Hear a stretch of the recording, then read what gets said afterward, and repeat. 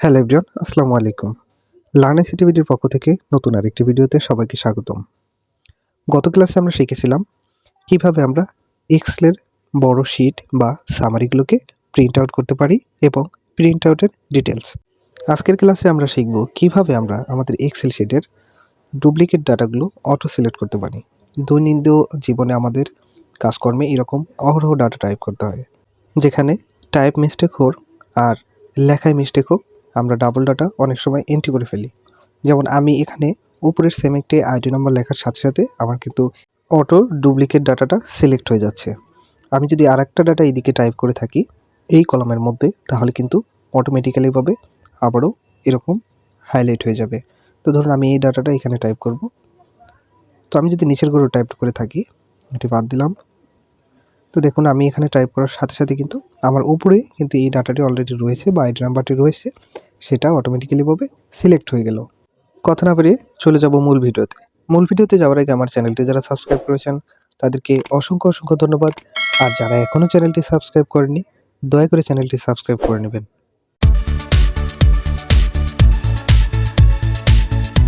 Video শুরুতে আমি আমার ডেস্কটপ থেকে একটি এক্সেল ফাইল ওপেন করে নিব।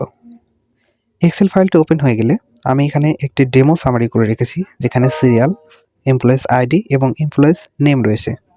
তো আমরা যদি সাধারণত এখানে বা এই কলামে বা এই সামারির মধ্যে কোনো ডাটা ডাবল করেও টাইপ করে থাকি, সেক্ষেত্রে কিন্তু আমাদের সেই ডাবল ডাটাটা বা ডুপ্লিকেট ডাটাটা হাইলাইট হয় না। তো আমি একটি উপরের আইডি টাইপ করে দেখাচ্ছি। দেখুন আমার কিন্তু এই দুইটা আইডি সেম, বাট এখানে কোনো হাইলাইট হলো না এবং ফন্ট কালারও চেঞ্জ হলো না। তো এটি আমরা কিভাবে করব আর কিভাবে আমাদের এই ডুপ্লিকেট ডাটার হাত থেকে বাঁচতে পারি সেটা আজকে দেখিয়ে দিব। যেটুকু বা যে কলামে আমি ডুপ্লিকেট ডাটা সিলেক্ট করব অটো, সেই কলামটা আগে সিলেক্ট করে নিব।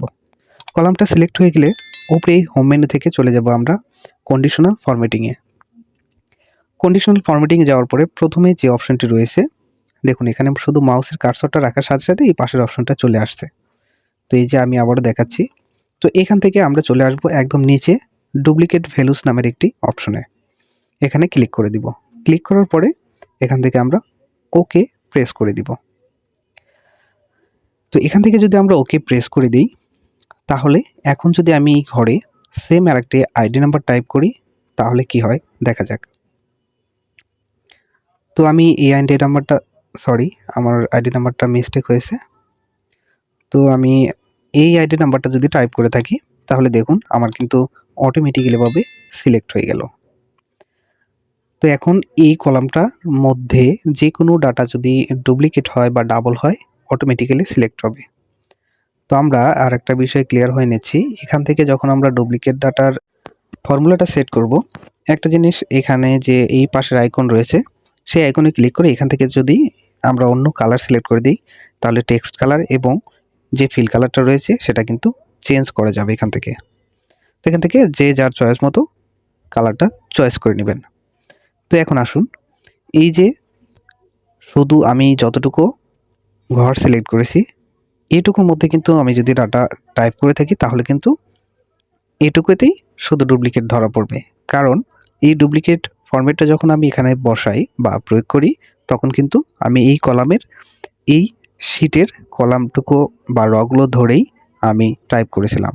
দেখুন এখানে যদি আমি টাইপ করি, সেই ক্ষেত্রে এই সেম ডাটাটা কিন্তু আমার এখানে সিলেক্ট হবে না বা হাইলাইট হবে না। সেক্ষেত্রে আমরা কি করব, উপরে যে এ বি সি কলাম নং রয়েছে সেখানে একটা ক্লিক করে ফুল কলামটা সিলেক্ট করে নিব। দেন আমরা চলে যাব আমাদের হোম মেনু থেকে কন্ডিশনাল ফরম্যাটিংয়ে। এখান থেকে আমরা আবারও ডুপ্লিকেট ডাটার যে ফর্মুলাটা রয়েছে সেটা পেস্ট করে দিব বা সেটা বসিয়ে দিব। তো দেখুন আমি কিন্তু অলরেডি ওকেতে প্রেস করার আগে আমার এখানে কালারটা চলে এসেছিল। তো এখন যদি আমি এই কলামের মধ্যে যত নিচে বা যত দূরে গিয়েও যদি ডাবল ডাটা টাইপ করি, তাহলে কিন্তু অটোমেটিক্যালিভাবে হাইলাইট হয়ে যাবে। তো আমি এখানে আরেকটা ডাটা টাইপ করে নিচ্ছি, আইডি কার্ড। তো আইডি কার্ডটা দেখুন টাইপ করার পরে কিন্তু অটোমেটিক্যালি হাইলাইট হয়ে গেল। আমি যদি অন্য কোনো সংখ্যা এখানে টাইপ করে থাকি, তাহলে আমার এখানে হাইলাইট হবে না, কারণ এই সংখ্যাটি বা এই ডাটাটি আর এখানে ইনপুট করা নেই। তো এই ছিল আজকের ভিডিওটি যদি ভালো লেগে থাকে একটি লাইক দিবেন, চ্যানেলটি সাবস্ক্রাইব করবেন, পাশে থাকা বেল আইকনটি প্রেস করে দিবেন নেক্সট ক্লাসের জন্য। ধন্যবাদ সবাইকে। আসসালামু আলাইকুম।